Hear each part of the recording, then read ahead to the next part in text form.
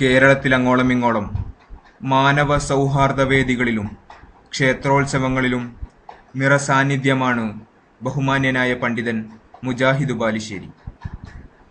ബഹുദൈവാരാധനയെ എതിർക്കുന്നതോടൊപ്പം തന്നെ തീവ്രവാദത്തെയും വർഗീയവാദത്തെയും ബാലുശ്ശേരി നിശിതമായി വിമർശിച്ചു.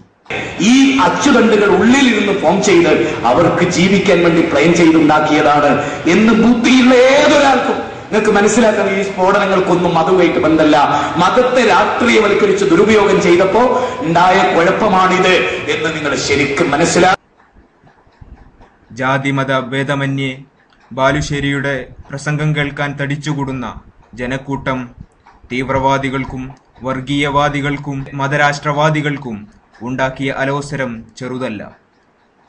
ബാലുശ്ശേരിയെ കുപ്രചരണങ്ങളിലൂടെ തളർത്താൻ അവർ നിരന്തരം ശ്രമിച്ചുകൊണ്ടിരുന്നു. അതിൻ്റെ ഏറ്റവും ഒടുവിലത്തെ ഉദാഹരണമാണ് കഴിഞ്ഞ 2 ദിവസമായി ഫേസ്ബുക്കിലും യൂട്യൂബിലും പ്രചരിക്കുന്ന ചില മുറിക്ലിപ്പുകൾ. ക്ഷേത്രങ്ങൾ വേശ്യാലയങ്ങളെക്കാൾ മോശപ്പെട്ടതാണ് എന്ന് ബാലുശ്ശേരി പറഞ്ഞു എന്നാണ് മുഖ്യമായ ആരോപണം. കേട്ടപാതി കേൾക്കാത്തപാതി സംഘീ വർഗീയവാദികൾ ഫേസ്ബുക്കിൽ ഉറിഞ്ഞു തുള്ളാൻ തുടങ്ങി. തങ്ങളുടെ മതേതരത്വം തെളിയിക്കുവാനുള്ള അവസരമായി ചില ബ്ലോഗ് ബുജികളും ഈ അവസരത്തെ കാര്യമായി ഉപയോഗപ്പെടുത്തി. കമന്റുകൾ നിറഞ്ഞു, തെറിവിളികൾ അതിർത്തികൾ ലംഘിച്ചു. എന്നാൽ എന്താണ് സംഭവം? ആ ബിസിനസ്സിൽ ക്ഷേത്രത്തിന്റെ ഉത്സവത്തിന് ആളുകൾ പൈസ ചോദിച്ചു കൊണ്ടുവരും. അപ്പൊ കച്ചവടമല്ലേ, ബിസിനസ്സുകാരല്ലേ, ഒരു മ്യൂച്വൽ അണ്ടർസ്റ്റാൻഡിംഗിൽ പോണ്ടേ. ക്ഷേത്രോത്സവത്തിന് 50 രൂപ എടുത്തു കൊടുക്കും. നീ ശിർക്കിലാണ്, നീ മനസ്സിലാക്കിക്കോ. നീ ശിർക്കിനെ പ്രോത്സാഹിപ്പിക്കുന്നു. ഗുരുതരമായ പാപത്തിനാണ് നീ കൂട്ടുനിൽക്കുന്നത്. ഞങ്ങൾക്ക് വേശ്യാലയം നടത്താൻ പണം തരണമെന്ന് പറഞ്ഞ് നോട്ടീസ് ആയിട്ട് വന്നാൽ ഹിന്ദുക്കൾക്ക് നിങ്ങൾ കൊടുക്കുവോ? വളരെ പ്രധാനപ്പെട്ട ഒരു പോയിന്റ് അവർ കൊടുക്കുവോ? ഇല്ല ഇല്ല ഇല്ല. വളരെ ഗൗരവമായി പറയണം അല്ലേ. ഞങ്ങൾ കള്ളിഷാപ്പ് നടത്താൻ ഉദ്ദേശിക്കുന്നു, കള്ളിഷാപ്പ് ഉണ്ടാക്കാൻ നിങ്ങൾ 50 രൂപ തരണം എന്ന് പറഞ്ഞാൽ ഞങ്ങൾ കൊടുക്കുവോ? ഇതാണ് തെറ്റിദ്ധരിപ്പിക്കലിന് ആധാരമായ ബാലുശ്ശേരിയുടെ പ്രഭാഷണത്തിലെ ചെറിയ ഒരു ഭാഗം. എന്നാൽ ഇവിടെ ക്ഷേത്രങ്ങളെ വേശ്യാലയങ്ങളോടോ കള്ളുഷാപ്പുകളോടോ ഉപമിക്കുകയാണോ ബാലുശ്ശേരി ചെയ്തത്? ഒരിക്കലുമല്ല എന്ന് പ്രസ്തുത പ്രഭാഷണമോ ബാലുശ്ശേരിയുടെ മറ്റു പ്രഭാഷണങ്ങളോ മുഴുവനായി കേട്ട എല്ലാവർക്കും മനസ്സിലാകുന്ന ഒരു കാര്യമാണ്. ഇവിടെ അദ്ദേഹം ഉദ്ദേശിച്ചത് ബഹുദൈവാരാധനയെ എതിർക്കുന്ന, ഏകദൈവാരാധനയിൽ വിശ്വസിക്കുന്ന ഒരു മുസ്ലിം എങ്ങനെയാണ് ബഹുദൈവാരാധനയുടെ കേന്ദ്രമായ ക്ഷേത്രങ്ങൾക്കോ ചർച്ചുകൾക്കോ ജാറങ്ങൾക്കോ ഫണ്ട് നൽകുക എന്നതാണ് അദ്ദേഹം ഉദ്ദേശിച്ചത്. ഒരു തിന്മയെ എതിർക്കുന്ന ആൾ അതിനുവേണ്ടിയുള്ള കേന്ദ്രത്തിന് പണം കൊടുക്കില്ലല്ലോ എന്ന അർത്ഥത്തിലാണ് കള്ളുഷാപ്പിന് നിങ്ങൾ പണം കൊടുക്കില്ലല്ലോ എന്ന ചോദ്യം അദ്ദേഹം ഉന്നയിച്ചത്.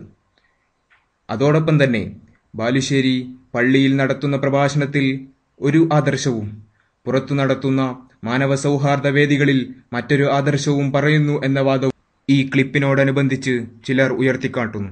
എന്നാൽ ഇതേ മാറ്റർ ഒരു മാനവ സൗഹാർദ്ദ വേദിയിൽ ബാലുശ്ശേരി എല്ലാവർക്കും മുമ്പിലായി അവതരിപ്പിക്കുന്ന പൂർണ്ണഭാഗം കേട്ടാൽ ഈ വിഷയത്തിലുള്ള തെറ്റിദ്ധാരണ നീങ്ങും. മതസൗഹാർദ്ദം എന്ന് പറഞ്ഞൊരു സംഗതി ഇല്ലട്ടോ ലോകത്ത്. ഒരിക്കലും നമ്മൾ ആ പദം ഉപയോഗിക്കരുത്.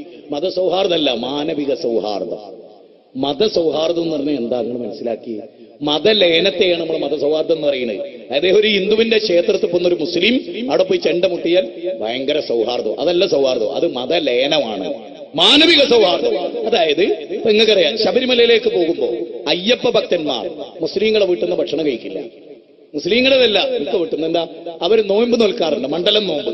ആ നോമ്പ് നോൽക്കുന്ന സമയത്ത് നമ്മൾ ഭക്ഷണം കൊടുത്താൽ ഞങ്ങൾക്ക് പാടില്ല. ഒരു വർഗീയവാദിയായിട്ടാ അല്ല, അവന്റെ വിശ്വാസം. നമ്മൾ നമ്മുടെ ഒരു മുസ്ലിം ക്ലിയറായി, നിങ്ങൾക്കറിയാം, ക്ഷേത്രം ബിംബാരാധനയിൽ അധിഷ്ഠിതമാണ്. ഇസ്ലാം അതിനെതിരാണ്, നിങ്ങൾക്കറിയാലോ. ക്രിസ്ത്യാനികൾ ബിംബാരാധനയിൽ അധിഷ്ഠിതമാണ്. ഇസ്ലാമിനെതിരാ. ക്രിസ്തീയ പള്ളി ഉണ്ടാക്കാൻ മുസ്ലിമിനോട് ഫണ്ട് ചോദിച്ചാൽ കൊടുക്കേണ്ടയില്ല. അത് നിങ്ങൾ ശരിക്കും മനസ്സിലാക്കുക. ഒരു ബിംബ പൂജക്ക് മുസ്ലിങ്ങൾ ഫണ്ട് കൊടുക്കേണ്ടയില്ല. എന്താ കാരണം? അത് വർഗീയതയല്ല. നേരെ മറിച്ചൊരു ഹിന്ദു വരികയാണ്, എന്റെ കുട്ടിക്ക് ക്യാൻസറാ, കൊടുക്കണം, എത്ര കൊടുക്കാൻ പറ്റുമോ അത്ര കൊടുക്കണം. ഒരു ഹൈന്ദവ സഹോദരൻ വന്നിട്ട് പറയും, എന്റെ വീടിന്റെ മേൽക്കൂരതാ വീണു പോകാറായി, ബഷീർ എന്നെ ഒന്ന് ഉണ്ടാക്കി തരണം, ഉണ്ടാക്കി കൊടുക്കണം. എന്റെ മോളുടെ വിദ്യാഭ്യാസത്തിന് നീ ചെലവ് തരണം, കൊടുക്കണം. പക്ഷെ മതലയനവും മതസൗഹാർദ്ദവും ഒക്കെ വേറെ വേറെയാണ്. അത് നമ്മൾ ശരിക്കും പഠിക്കണം. അതായത് ഒരു ഹിന്ദു ഒരു മുസ്ലിമിന്റെ പള്ളിയിൽ വന്നിട്ട് അവിടെ ഒരു ബാങ്കാട് കൊടുത്തു, എന്നിട്ട് പിറ്റേത്തെ പത്രത്തിൽ മതസൗഹാർദ്ദത്തിന്റെ ഉന്നത പ്രതീകമായി. അത് മതലയനമാണ്, മതസൗഹാർദ്ദമല്ല, മാനവിക സൗഹാർദ്ദം. അതായത് എനിക്ക് എന്റെ മതത്തിൽ വിശ്വസിച്ചുകൊണ്ട് ഹൈന്ദവനെ സ്നേഹിക്കാൻ കഴിയും. എന്റെ അയൽവാസിയായ ബാബുവേട്ടൻ, നിങ്ങൾ ചോദിച്ചോ അവിടെ ചെന്ന്, എന്റെ നാട്ടിൽ ഓരോ മുസ്ലിം സഹോദരനോട് ചോദിച്ചോ എന്താ മുജാഹിദ് ബാലുശ്ശേരി, ഒരു പറഞ്ഞു എന്തേ എന്റെ മതം എന്റെ വീട്ടിൽ എന്റെ അടുത്ത് വന്നാൽ ഒരു ക്ഷേത്ര ഉത്സവത്തിനാ വരുന്നെങ്കിൽ ഞാൻ കൊടുക്കൂല എന്ന് എനിക്കറിയാം. പിന്നെ ഞാൻ ഏകദൈവാരാധന പറയുന്നതിന് എന്താ വില? ഇനി നിങ്ങൾ എന്നെ എന്തിച്ചോ, ഞാൻ വേശ്യാലയം പാടില്ല, വേശ്യാവൃത്തി പാടില്ല അറിയാം. ഒരുത്തൻ വേശ്യാലയം ഉണ്ടാക്കാൻ പണ്ടും ചോദിച്ചു വരിക, ഞാൻ കൊടുത്ത എന്റെ അവസ്ഥ എന്താ? ഞാൻ അന്തസ്സുള്ളവനാണോ? കള്ളു കുടിക്കരുതെന്നും കള്ളിന്റെ ഭയാനകതയെ പറ്റി പറയാം, എന്നിട്ട് എന്റെ കെട്ടിടം കള്ളുഷാപ്പിന് കൊടുക്കുക, എങ്ങനെ ഉണ്ടാവും? നിങ്ങൾ ആലോചിച്ചൊക്കെ, എന്റെ വിശ്വാസം ഇതാണെന്ന് പറയും, ഈ വിശ്വാസം എന്റെതല്ല അറിയാം. എന്നിട്ട് ഞാൻ എതിർത്ത വിശ്വാസത്തിന് ഞാൻ ഫണ്ട് കൊടുത്താൽ ഞാൻ മാന്യനാണോ?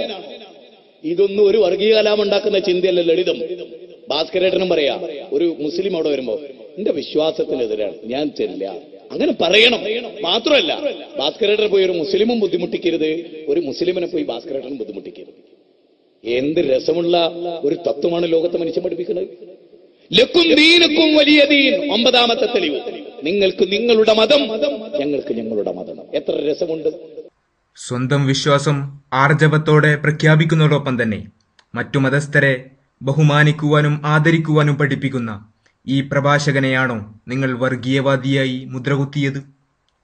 ഒരു മുസ്ലിമിനെ സംബന്ധിച്ചിടത്തോളം ക്ഷേത്രത്തിന് പണം കൊടുക്കാൻ പാടില്ല എന്ന് പറയുന്നതിലെ യുക്തി എന്താണ്?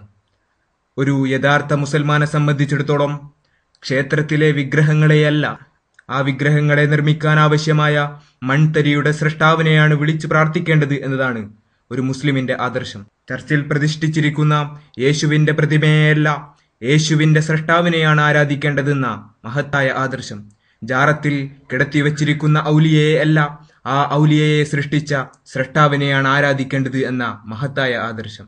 അതെ, ഈ സൂര്യനെയും ചന്ദ്രനെയും ഈ മഹാപ്രപഞ്ചത്തെയും മുഴുവൻ സൃഷ്ടിച്ച ഏകനായ ആ സൃഷ്ടാവ്, ആ അറബിയിൽ അല്ലാഹു എന്ന് വിളിക്കുന്ന ആ സൃഷ്ടാവിനെ മാത്രം ആരാധിക്കുക എന്ന വളരെ ലളിതമായ ഈ ആദർശം, അത് പറഞ്ഞതിന്റെ പേരിലാണോ വർഗീയവാദി എന്ന് മുദ്രകുത്തിയത്?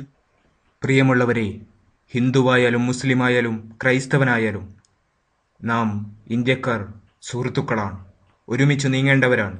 ഒരു ശക്തിക്കും നമ്മെ ഭിന്നിപ്പിച്ചു ഭരിക്കാൻ നാം അവസരം കൊടുക്കരുത്. തക്കം പാർത്തിരിക്കുന്ന വർഗീയവാദികളുടെയും തീവ്രവാദികളുടെയും പ്രചാരകരാകരുത് നാം.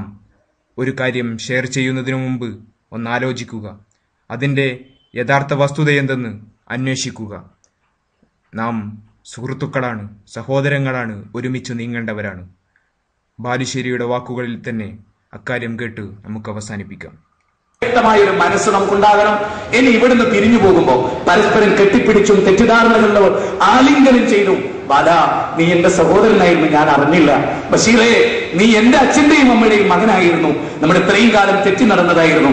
നമ്മൾ ഒന്നാണ്, നമ്മുടെ ഈശ്വരൻ ഒന്നാണ്, നമ്മുടെ അല്ലാഹു ഒന്നാണ്, അവൻ മാത്രമാണ് ആരാധ്യൻ. നമ്മുടെ സഹോദരങ്ങളാൽ ഈ നാടിന്റെ നന്മയ്ക്ക് വേണ്ടി നമുക്ക് ഒന്നിക്കാം. ഈ ഒരു മെസ്സേജ് നിങ്ങളുടെ മുമ്പാകെ വിട്ടേച്ചുകൊണ്ട് എന്റെ മനസ്സിൽ പറയാനുള്ള ആശയം വെട്ടിത്തുറന്ന് പറയാൻ എനിക്ക് സാഹചര്യം ഒരുക്കിയ, എന്നെ സൃഷ്ടിച്ച, നമ്മെ സൃഷ്ടിച്ച ഈ ലോകത്തിന്റെ തമ്പുരാനോട് അഗൈതവമായി നന്ദി പറഞ്ഞുകൊണ്ട് പഠിച്ചവനെ, അൽഹംദുലില്ലാഹി റബ്ബിൽ ആലമീൻ, നിനക്കാണ് സർവസ്തുതിയും. ഈ മനുഷ്യരോട് ഒന്നടങ്കം ഇനിയൊരു വർഗീയ കലാപം നമ്മുടെ നാട്ടിൽ ഉണ്ടാകരുത്, ഇനിയൊരു സംഘട്ടനം നമ്മുടെ നാട്ടിൽ ഉണ്ടാകരുത്. ഈ സമ്മേളനം മതസൗഹാർദ്ദ, ഈ മത സമൂഹത്തിന്റെ സമ്മേളനം, വിവിധ മതങ്ങളുടെ സമ്മേളനം ഇവിടെ അവസാനിക്കുമ്പോൾ ഒരു പ്രതിജ്ഞ നമ്മൾ എടുക്കണം. ഇനി ഞങ്ങൾ കല്ലും മണ്ണും മുരടും മൂർക്കൻ പാമ്പും കാതിരക്കുട്ടിയും ആൽത്തറകളും മക്ബറകളും ചാരങ്ങളും പുണ്യപുഷ്പങ്ങളും മണ്ഡപങ്ങളും മനുഷ്യ ദൈവങ്ങളെയും ഞങ്ങൾ ആരാധിക്കുകയില്ല.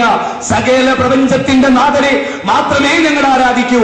അവൻ 714 കോടി മനുഷ്യരുടെയും ദൈവമാണ്. സിംഹത്തിന്റെ, ആനയുടെ, പശുവിന്റെ, എലിയുടെ എല്ലാത്തിന്റെയും ദൈവമാണ്. അവനെ മാത്രമേ ഞങ്ങൾ ആരാധിക്കുകയുള്ളൂ. ഇനി ഞങ്ങൾ അമ്മയെ നിന്ദിക്കുകയില്ല, ഇനി ഞങ്ങൾ അച്ഛനെ കൊല്ലുകയില്ല, ഇനി ഞങ്ങൾ രാഷ്ട്രീയ കലാപത്തിൽ ഏർപ്പെടുകയില്ല, ഇനി ഒരിക്കലും ഞങ്ങൾ മദ്യപിക്കില്ല, ഇനി ഒരിക്കലും ഞങ്ങൾ പുകവലിക്കില്ല, ഇനി ഒരിക്കലും ഞങ്ങൾ പലിശയിൽ ഏർപ്പെടില്ല, ഇനി ഒരിക്കലും മാനവിക വിരുദ്ധമായ ഒരു പ്രവൃത്തിക്ക് ഞങ്ങൾ ചൊല്ലുകയില്ല. എന്റെ കൈ ഒരു മുസ്ലിമിന്റെ മേത്ത് വീഴുകയില്ല. എന്റെ കൈ ഒരു മുസ്ലിമിനെ തല്ലാനുള്ളതല്ല, അത് തലോടാനുള്ളതാണ്. ഇന്ത്യ എന്ന് പറയുന്ന മഹാരാജ്യത്തിന്റെ നന്മകൾ മുഴുവനും ഉൾക്കൊണ്ട് ജനാധിപത്യ ഭരണകൂടം അനുവദിക്കുന്ന പ്രബോധന പാരമ്പര്യം ഉൾക്കൊണ്ടുകൊണ്ട് ഞാൻ ജീവിക്കും എന്ന കൃത്യമായ ബോധ്യം നമുക്കുണ്ടാകണം. ആ പ്രതിജ്ഞ ചെയ്തുകൊണ്ട് നിങ്ങളോടൊന്ന്